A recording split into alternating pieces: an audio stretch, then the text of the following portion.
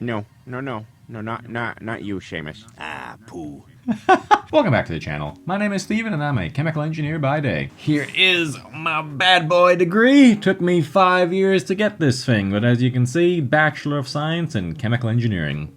Arguably the best engineering. Today I thought it'd be fun to react to some engineering memes, specifically memes about being in engineering school, going through university, and just living the good old days again. Oh, the good old days of engineering school. Yep, those were hard, to say the least. Engineering professor talks crap about non-engineering majors, the whole class. Ho ho ho ho. This is funny, but I'll tell you a story that happened to me when I was going through engineering school. We were in an organic chemistry class, and we had a very knowledgeable chemistry professor teach us that class. And I remember the first day of class, a very funny story he told us was about how he felt teaching engineers, to sort of just set the tone of the class for the semester. He proceeds to tell us that teaching engineers was one of his absolute favorite things to do in his university or professional career. And by that stage, we were in our second year, third year, somewhere there. I think second year was when he told us that story. He told us that teaching chemical engineers or engineers in general,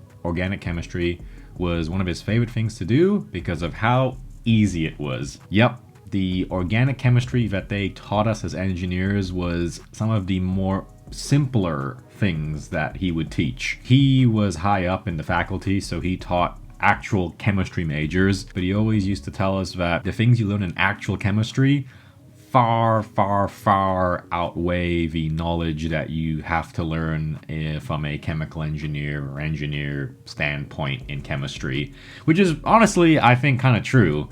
I feel like for an engineer, a chemical engineer, or any engineer, the level of chemistry that you get taught is overall like basic. You're always taught things from a more application standpoint, you know, like you're taught things to do in the real world. And for him, he's very used to more theoretical chemistry and whatnot, so that was always a funny chuckle when he told us that story. Do you think it's possible for someone to actually be very intelligent but poor at articulating the point they're trying to make so that they come across as stupid? Have you met engineers?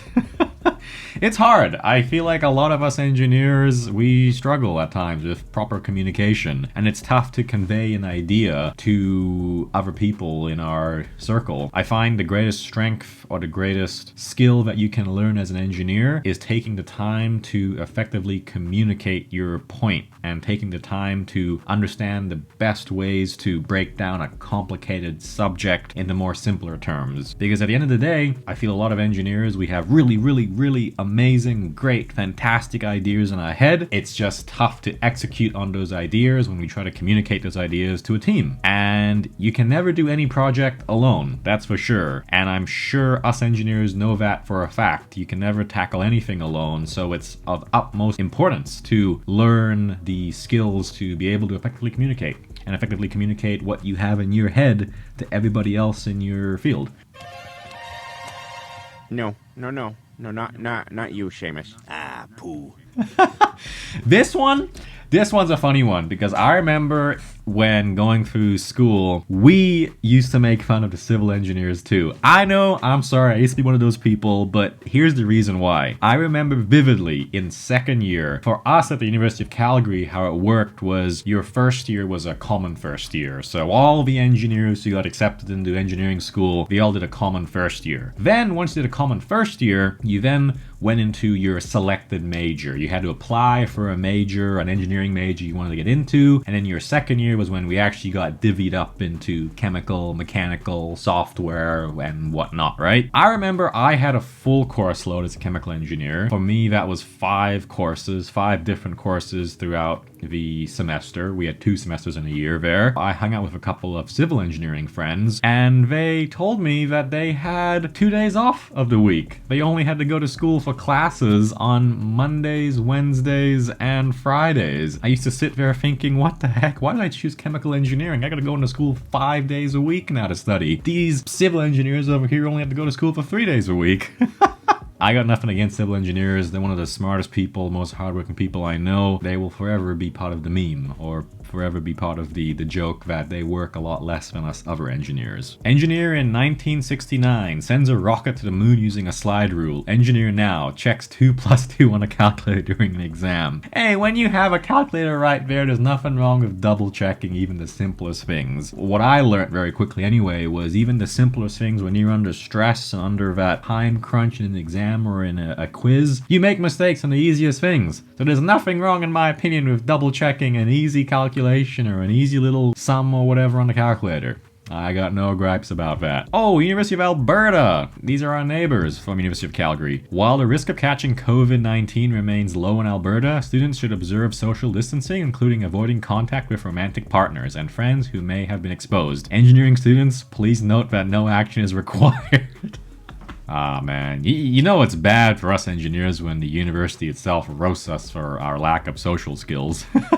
Which is not an unfair statement to make, you know? A lot of us engineers are really awkward, and it's true, you know? I think it takes a lot of engineers a long time to build up those social skills, because when you're going through high school and whatnot, you're so focused on studies and you're so focused on just being able to hit that benchmark to get into engineering school that you sort of don't take the time to build up your other skills. And most of the time, engineers will stay and hang out with other engineers. And when you hang out with just other people who also aren't really socially, I guess, outgoing, it's tough to build up those skills. So University of Alberta is not wrong, but it hurts. It hurts. Professors, when they see you have 24 hours in a day, is for me?